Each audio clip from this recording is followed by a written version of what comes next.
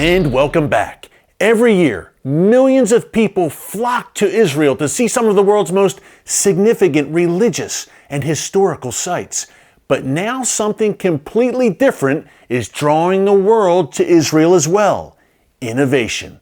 Watchman correspondent Raj Nair takes us on a tour through the epicenter of this technological revolution, Tel Aviv. Raj, take it away. Whenever I visit Israel with someone that's never been here, God always does something miraculous. Whether it's at the Garden Tomb, or the Western Wall, or somewhere in the Galilee, it always happens. But another thing they always say is, wow, Tel Aviv, man, this is a really cool town. Why does no one talk about this place? Which is honestly a pretty good point, and it got us thinking, why don't we take you on a tour of Tel Aviv, which is exactly what we're about to do. But we're gonna do it through the eyes of innovation, because after all, this is Startup Nation. You ready? Let's go. So welcome to EduBees. Now I've done a little research on this company, and the technology that they're creating here is absolutely fascinating. So what are they making? Well, the perfect person to ask is Karen, the marketing director of EduBees. First of all, thanks for having us. Thank you for talking to me. So what are you guys doing?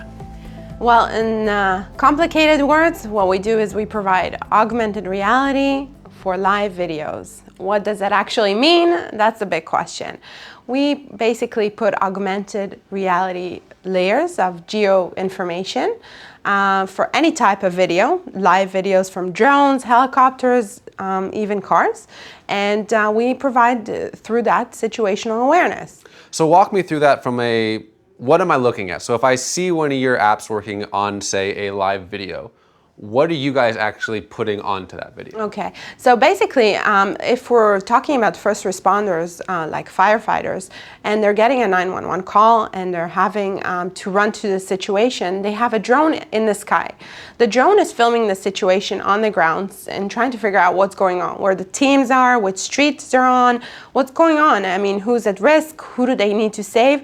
Our augmented reality solution basically puts layer of information to explain to them or show them really which streets they're on, what are the points of interest, where the teams are, to save their lives. So you guys are not just adding contextual help to people that are trying to do things, you're saving lives for this application. Yeah, we actually are. We were working during Hurricane Harvey, Hurricane Irma, during the California fires. We were called also.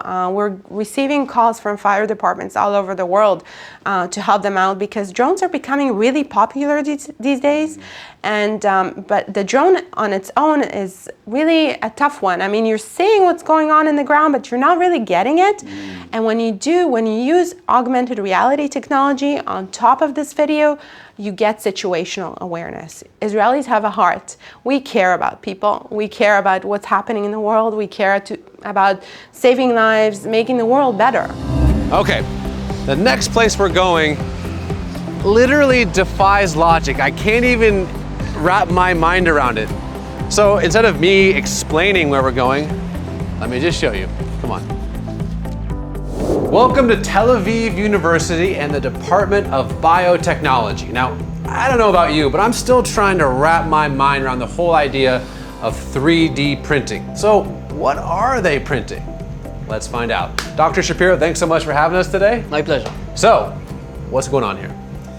So actually our lab focuses on printing and engineering cardiac tissues for regenerating the injured heart, mainly after a heart attack. So time out, you guys 3D print hearts. We 3D prints the mini hearts that you have seen.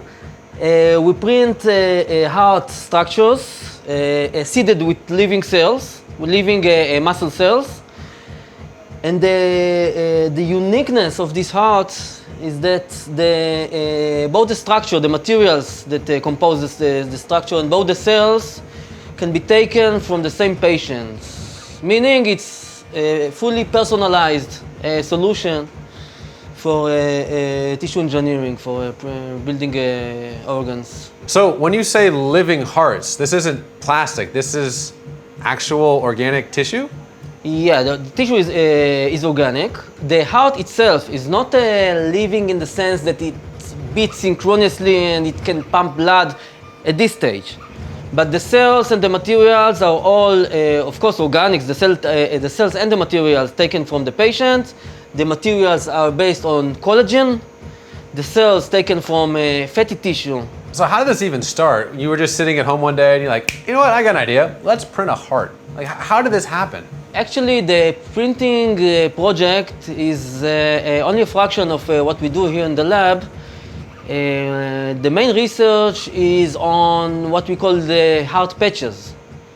It's like a piece of heart tissue that we can implant on the infarct site, on the injured site after the heart attack, and then this patch fuses into the injured site. So if someone has a heart attack and that tissue around their heart is defective, you can print a new section of that and basically repair someone's heart? That's the goal. So we can base on the anatomy of the patient. We can based on MRI or CT scans, reveal the anatomy of the blood vessels, of the major blood vessels that nourish the tissue, and on the basis of that we can print a vascularized patch, or in the future, we hope so, a whole organ.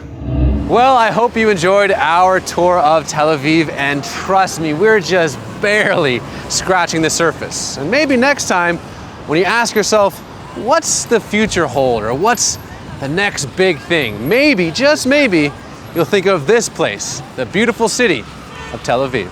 Coming up, a Jewish soldier shot by a terrorist and near death, an Arab doctor facing a tremendous challenge. The outcome will inspire you. Folks, you do not want to miss this. Don't move.